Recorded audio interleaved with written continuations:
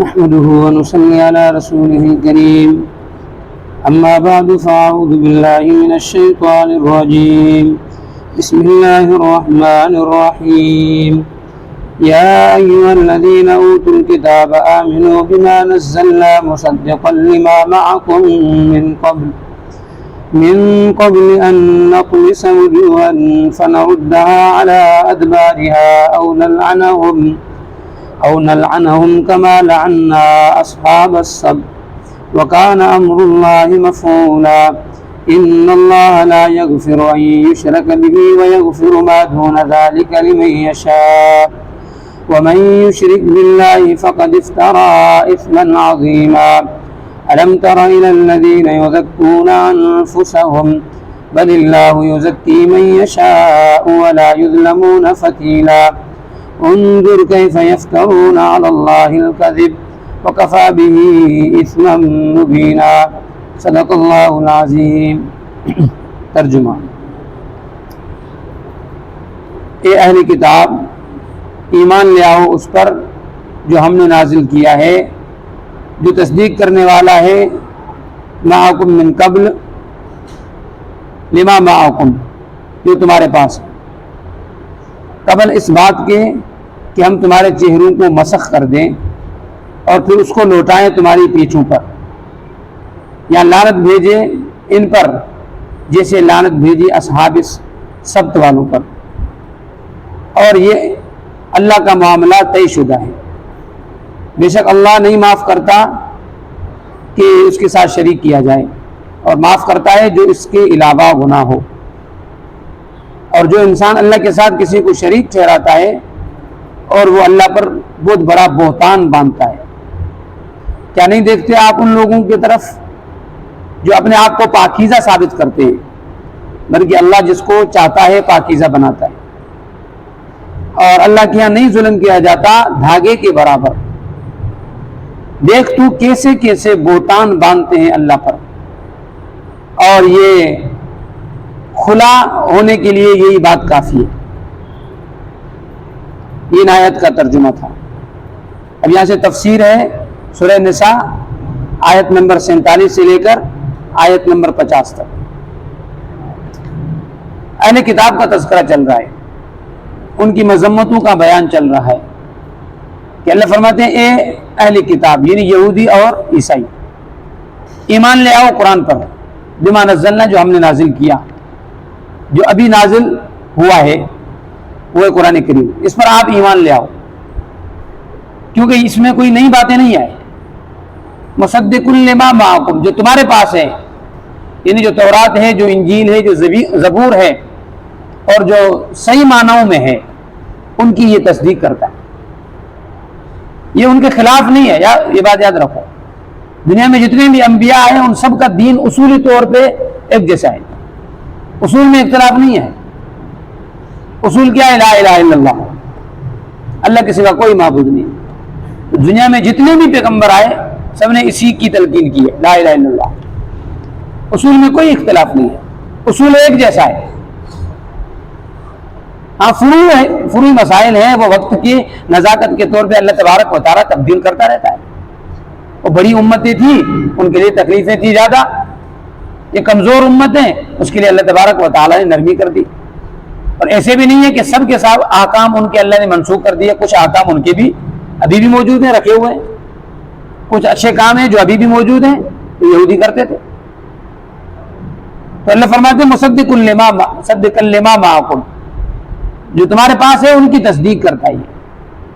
جیسے دوسری آیت میں بھی آتا ہے یا اہل الکتاب، اے اہل کتاب، قد جاءکم رسولنا، تمہارے پاس جو رسول آیا ہے، یبین لکم کثیرا، تمہارے لیے واضح کرتا ہے اس چیز کو جو تم نے چھپا دی کتاب میں، مما کنتم تخفون، ویعفو عن کثیر، اور بہت سی چیزیں درگزر کرتا ہے، یعنی وہ بیان نہیں کرتا، تو کوئی نئی باتیں نہیں کرتا، یہ تمہارے کتاب کی تصدیق کرتا ہے، تمہارے کتاب کے خلاف نہیں ہے وہ۔ جب خلاف نہیں ہے تو پھر قرآن پہ تم ایمان کیوں نہیں رکھتے؟ ہم تو ان پر ایمان رکھتے ہیں۔ اور علماء فرماتی ہیں یہ آیت ختم نبوت پر بھی تقاضا کرتی ہے کہ آخری کتاب اس کے بعد کوئی، کیونکہ جو بھی رسول آیا پہلے والے رسول کی تصدیق کرتا تھا، جو بھی کتاب آئی پہلے والی کتاب کی تصدیق کرتی ہے۔ انجیل نے تورات کی تصدیق کی اور قرآن کریم نے انجیل کی تصدیق کی ہے، تورات کی سب کتابوں کی تصدیق کی، جو نبی آتا تصدیق کرتا تھا۔ تو اگر پیغمبر کے بعد کوئی نبی ہوتا تو اس کا یہاں پہ تذکرہ ہوتا، اور وہ نبی علیہ الصلوۃ والسلام کی تصدیق کرتا، نبی ہے ہی نہیں، اس کا ذکر ہی نہیں یہاں پہ۔ من قبل ان نطمس، اس بات سے پہلے کہ تمہارے چہروں کو اللہ مسخ کر دے۔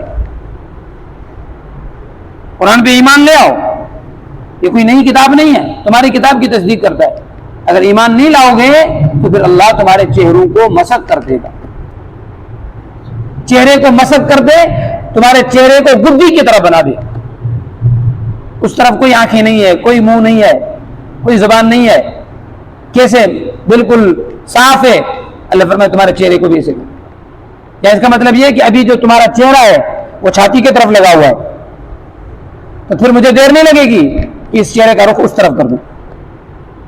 اللہ کو دیر لگتی ہے؟ فإن له كن فيكون،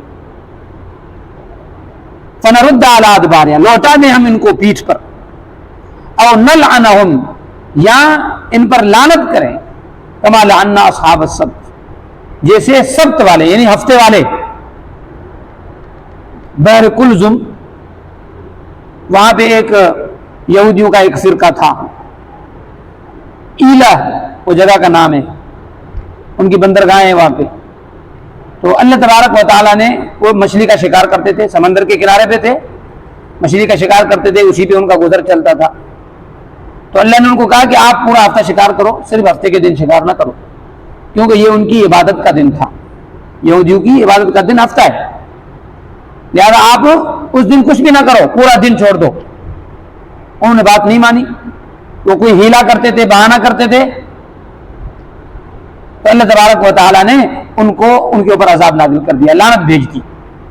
قرآن میں آتا ہے وَجَعَلَ مِنْهُمُ الْقِرَدَةَ وَالْخَنَازِيرَ، اللہ نے بعض کو خنزیر بنا دیا اور بعض کو بندر بنا دیا۔ انسان کو اللہ نے بندر بنایا ہے، یہ انسان بندر میں سے نہیں بنا۔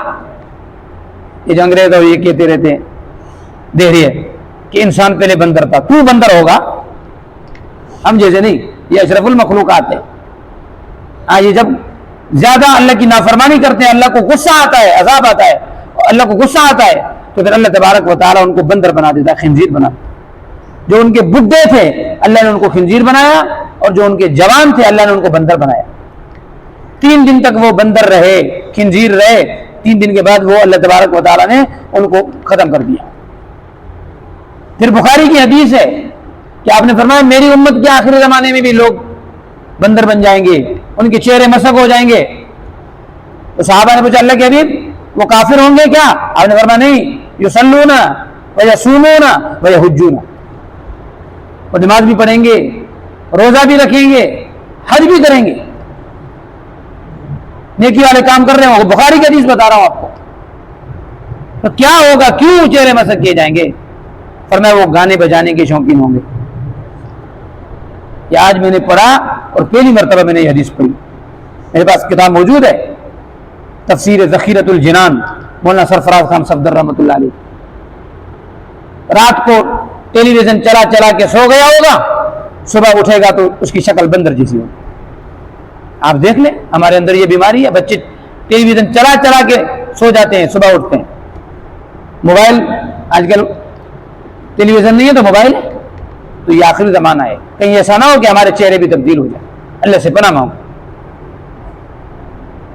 اللہ تبارک و تعالیٰ نے ان کے لیے ہفتے کے دن کی چھٹی کروا دی، اور ہمارے لیے کیا ہے؟ جمعے کا دن ہے۔ یا ایھا الذین آمنوا اذا نودی للصلاۃ من یوم الجمعہ فاسعوا الی ذکر اللہ وذروا البیع، جب جمعے کی پہلی اذان آ جائے تو اللہ کے ذکر کی طرف دوڑو، وذروا البیع، بیع کو چھوڑ دو، کاروبار کو چھوڑ دو۔ تو آپ بتاؤ، دل پہ ہاتھ رکھ کے بتاؤ، ہم یہودیوں کی طرح ہیلا کرتے نہیں کرتے؟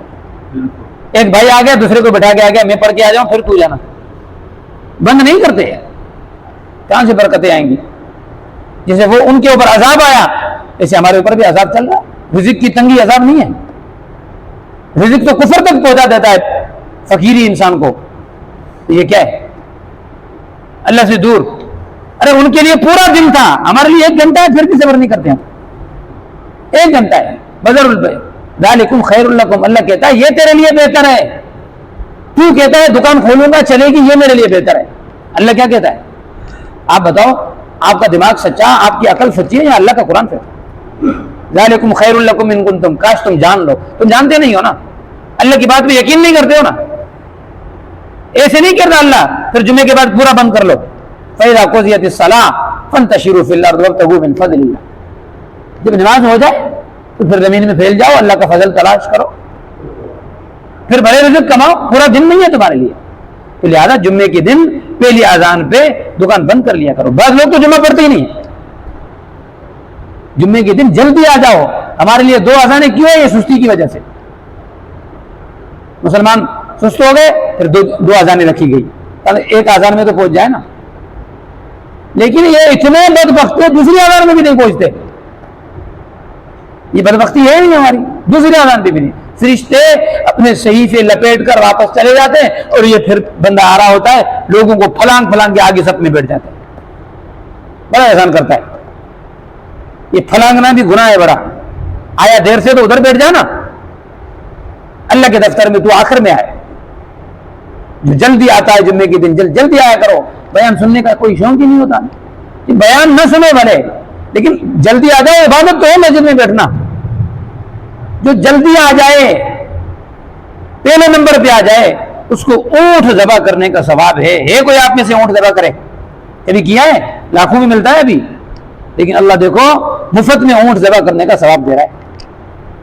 जो उसके बाद आ जाए गाय ज़बा करने का सवाब, उसके बाद आ जाए बकरी ज़बा करने का सवाब है, फिर उसके बाद मुर्गी का सवाब, उसके बाद अंडे का सवाब है, उसके बाद फिर खत्म है।